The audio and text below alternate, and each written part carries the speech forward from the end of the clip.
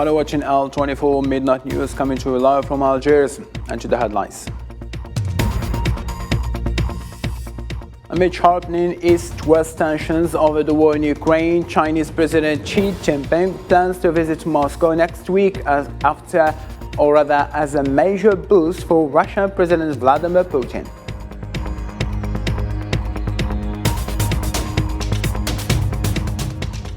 Turkish President Recep Tayyip Erdogan approved Finland's accession to NATO after months of talks, but added that discussions with Sweden will continue.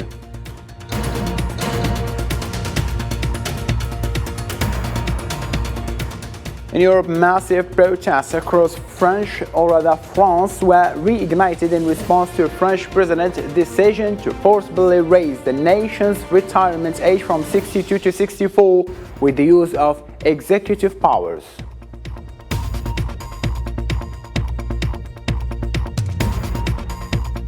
And now in sport, the draw for the quarter-finals of the UEFA Champions League resulted in thorough confrontations between the giants of the European continent, Real Madrid against Chelsea, and Manchester City to face Bayern Munich. Hello again and welcome. Chinese President Xi Jinping plans to visit Moscow next week, a major diplomatic boost for Russian President Vladimir Putin amid sharpening East-West tensions over the war in Ukraine. More later.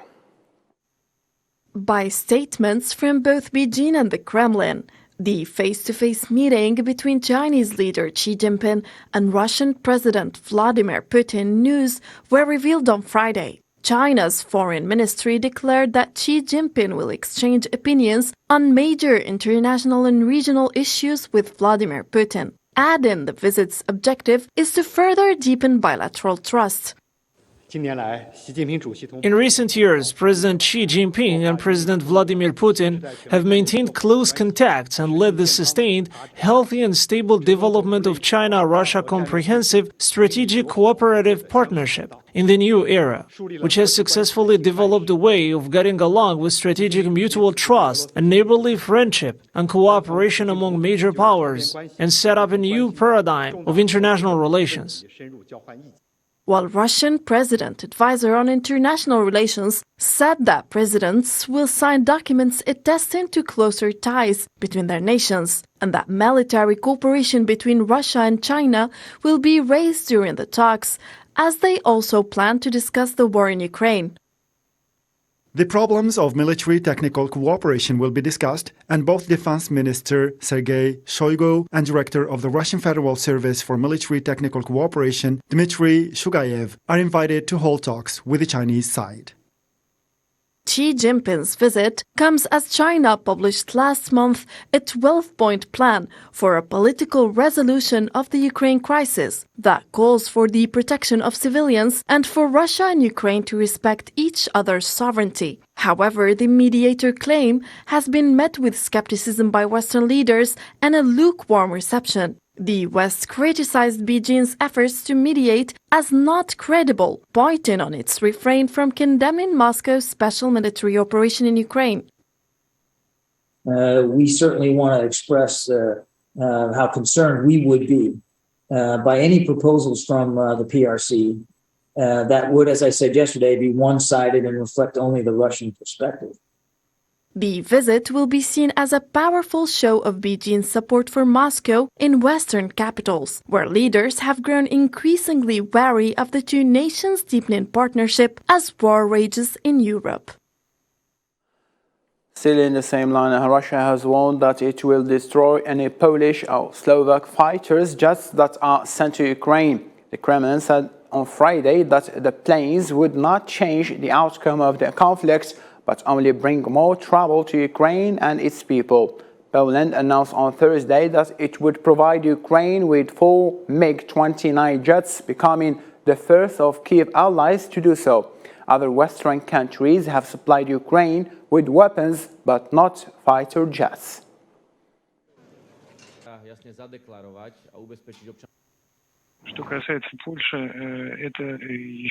Regarding Poland, this is another example of how some NATO countries are increasing their level of involvement in the conflict. The supply of this equipment cannot affect the outcome of the special operation, but it will bring additional troubles to Ukraine and its people. Of course, during the special military operation, all this equipment will be destroyed. The Kremlin on Friday said Russia was extending the Black Sea grain deal for 60 days, resounding previous statements by the Foreign Ministry. Ukraine insists on 120-day extension of an agreement allowing the safe export of grain from Black Sea ports. The agreement is due to expire on Saturday. It was signed between Russia and Ukraine by the United Nations and Turkey in July and renewed in November to combat a fueled global food crisis.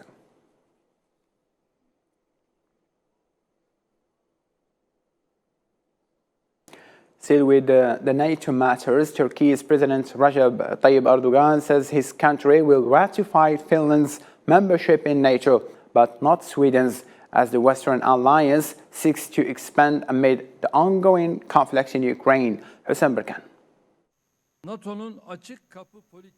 Turkey has given the green light to Finland's bid to join NATO, but not Sweden's, after months of negotiations over security issues. President Tayyip Erdogan announced the decision on Friday in Ankara, where he met with his Finnish counterpart Sauli Niinisto. We have seen that Finland has taken sincere and concrete steps to fulfill its commitments in the tripartite memorandum, and we have decided to initiate the ratification of Finland's accession process to NATO in our parliament, following on the sensitivity and progress of Finland in addressing our security concerns. Erdogan said Turkey still had reservations about Sweden, which he accused of harboring terrorists and blocking defense exports. He said Sweden's NATO membership would depend on its actions. I have a feeling that Finnish NATO membership is not complete without Sweden. We have so much common interest, having being really neighbors and having the Baltic Sea area on our shore. Finland and Sweden applied last year to join NATO as a response to Russia's intervention in Ukraine. Turkey was the only member that had not approved their bid yet. All 30 NATO members must ratify newcomers before they can officially join the alliance. I welcome today's decision by Turkey to move ahead with the ratification of Finland's membership in NATO.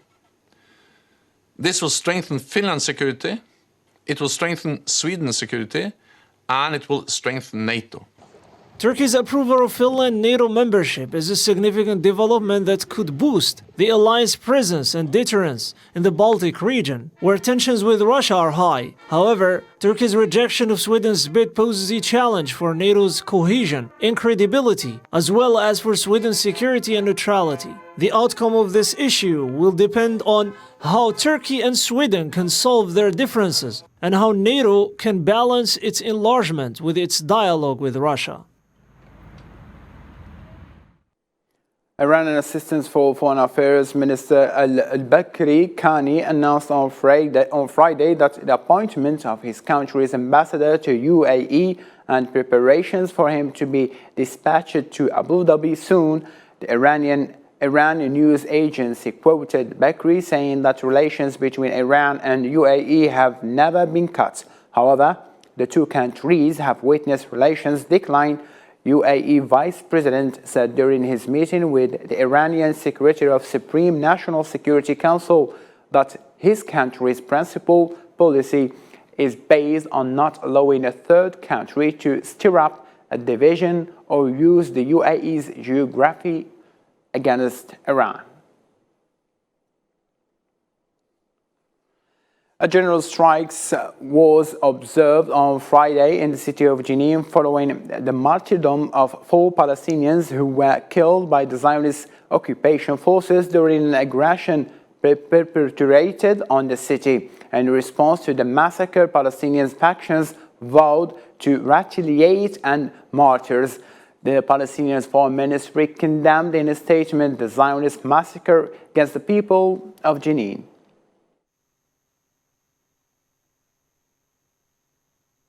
The ministry affirms that this heinous crime and other crimes will not discourage our people from adhering to and defending their rights. Our people will overthrow the occupation's schemes and projects. The crimes of the occupation reflect the fragility and weakness of the international positions in terms of their ability to put an end to the unilateral measures of the occupation. In Africa, the UN peacekeeping mission in Mali has urged Malian parties to speed up the implementation of a peace deal signed in 2015. The mission said on Thursday that it had listened to the concerns of the parties during a virtual meeting. The deal aims to end years of violence between the rival armed groups and restore stability in the northern Mali. The UN mission said it would present concrete proposals at a high-level meeting later on how to restore trust between the parties.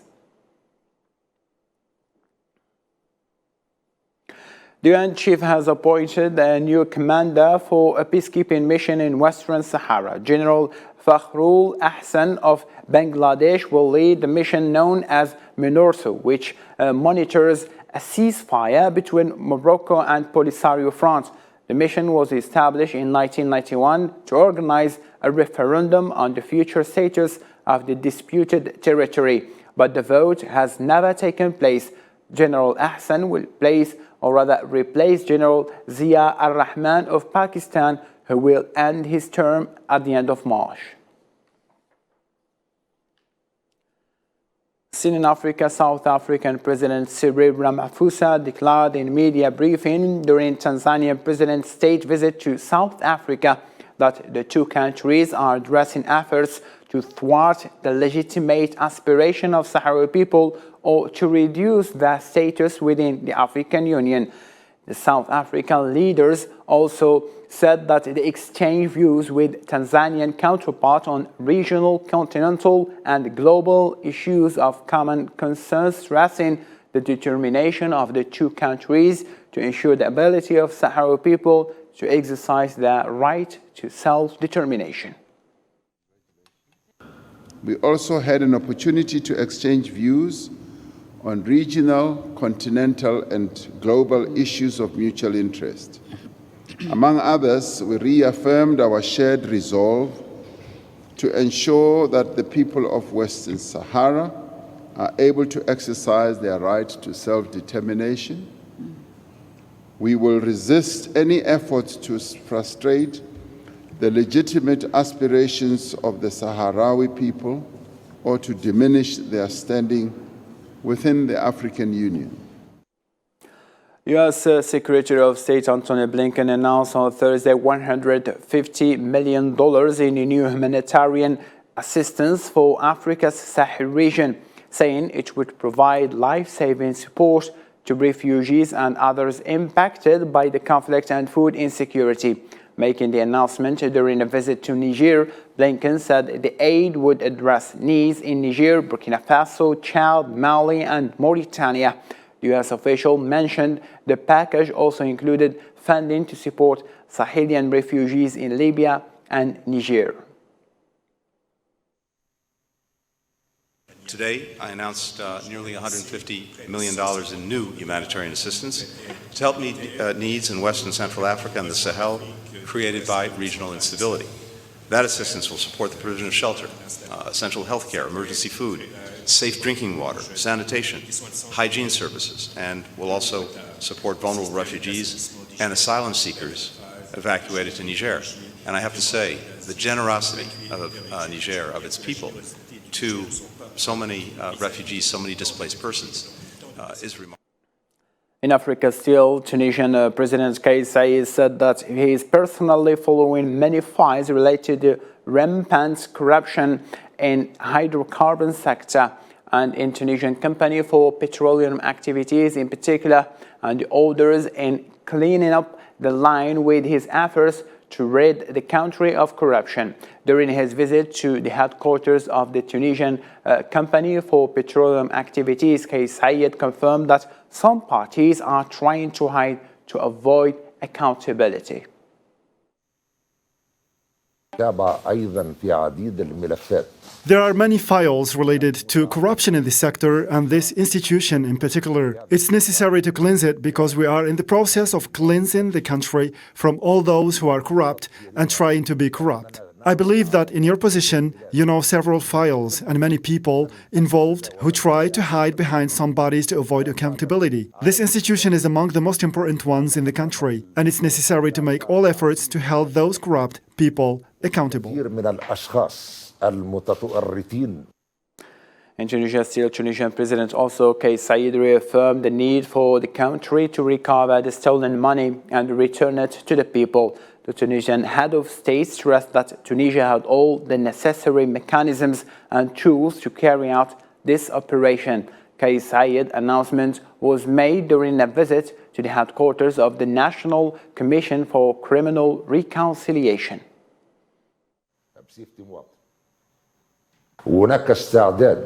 Those who stole the money of the people are ready for a criminal reconciliation, and you have in your possession the necessary evidence and files, starting with the 2012 report on corruption, the people involved and figures, as well as the financial pool.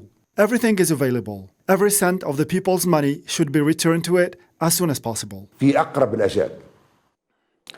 The UN Security Council vowed in a statement to impose severe penalties on those who attempt to hamper the electoral process and threaten security and stability in Libya. Mohammed Khatou on what's follow. The Security Council adopted on Thursday a presidential statement welcoming gradual progress on the constitutional framework for elections in Libya, while reaffirming its commitment to an inclusive, Libyan-led and Libyan-owned political process and to the country's sovereignty, independence, territorial integrity and national unity. The Assistant Secretary General for Rule of Law and Security Institutions in the Department of Peace Operations, Alexander Zuev, called for collective efforts to address the challenges besetting Libya. I want to stress the oversight role of the Council and the importance of consistent reporting. We believe that a fixed cycle of the Secretary General's thematic reports on SSR, for instance every 5 years, would strengthen the Council's consideration of the topic and therefore our collective support to national SSR efforts. Each aspect of strengthening the UN engagement on SSR will continue to rely on all of us working together to address the challenges and priorities outlined by the Security Council and the Secretary General. Members of the UN body reiterated on the occasion their strong support for the Special Representative of the Secretary General for Libya and head of the United Nations Support Mission in Libya, Abdoulaye Batili, for his mediation and good offices roles. Notably, his political initiative aimed at organizing fair and transparent elections in the country before the end of 2023. The UN Security Council commends Bathili's extensive consultations with Libyan and regional stakeholders as well as with the international community to identify a consensus-based pathway towards national presidential and parliamentary elections in 2023 and meet the aspirations of all Libyans to choose their leaders through elections. In order to find a lasting and peaceful solution to the Libyan crisis, the Council encouraged the Special Representative to continue to take advantage of the contributions of neighboring countries and regional organizations, in particular the African Union and the League of Arab States. Among other provisions of the presidential statement, the Council reiterated that Libya's political process should be accompanied by constructive engagement in the economic and security aspects, as well as full respect for international humanitarian law. Right, police clashed with protesters on Friday evening in Paris as a new protest against the French government's plans to raise the country's retirement age was staged. Protesters cheered and advanced toward rights police in Place de la Concorde, whilst throwing items and fireworks toward the police. President Emmanuel Macron's government wants to raise France's retirement age by 2 years to 64. A plan with which unions and most voters disagree.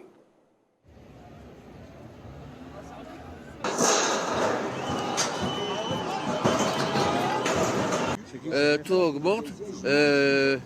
Everything is going up. Prices are rising. Purchasing power is falling. Now the government wants to raise the retirement age to 64, while many young people are in trouble. It's better to let young people work and let 60-year-old ones rest. Why not put the retirement age for the most tiring and arduous pension years, such as those working for the construction industry or fishermen, at 57 or 58 years old? The World Health Organization has said that COVID-19 pandemic could become less severe this year and reach a level similar to seasonal flu. The WHO expressed its hope that it could declare an end to the global emergency sometime this year, saying that it was increasingly optimistic about the end of the pandemic phase. However, it also warned that new variants and vaccine inequality could pose challenges to ending the crisis. I'm confident that this year we will be able to say that COVID-19 is over as a public health emergency of international concern. We can only face shared threats with a shared response based on a shared commitment to solidarity and equity. That's what the pandemic accord that countries are now negotiating is all about. An agreement between nations to work in cooperation with each other, not in competition, to prepare for and respond to epidemics and pandemics. Sport now. Algerian cyclist Youssef Raqiqi won the first place in Grand Prix of Algiers for cycling, which took place in a closed track in a race that extends for 82 kilometers, starting in front of the headquarters of the state of Algiers, with the participation of 49 cyclists. After a great competition between the competitors, matters were settled by Algerian Youssef Raqiqi, who cut the race in a time of 1 hour, 51 minutes and 53 seconds.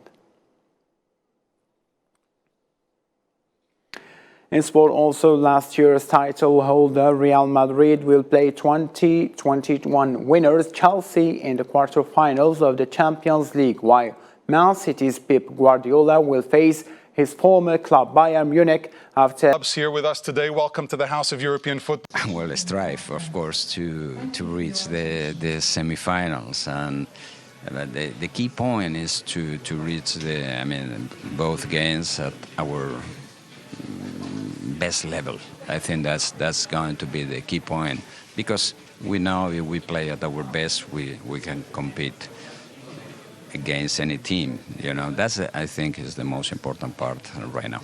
Oh, he knows the country, he knows the club, and he knows the players, but there are no secrets now in football. And I guess Nagelsmann knows everything about us. No, we have some players that they have experience in the Bundesliga. So we are gonna see a lot of unbelievable players on the pitch. So everyone is gonna be happy with the draw. Of course, for us it's gonna be difficult, also for them. But okay, I would say that two candidates, they're gonna fight for the semi-finals. Ladies and gentlemen, thank you ever so much for being with us. For more updates, you can follow our social media platform. And all I can say for now, good night.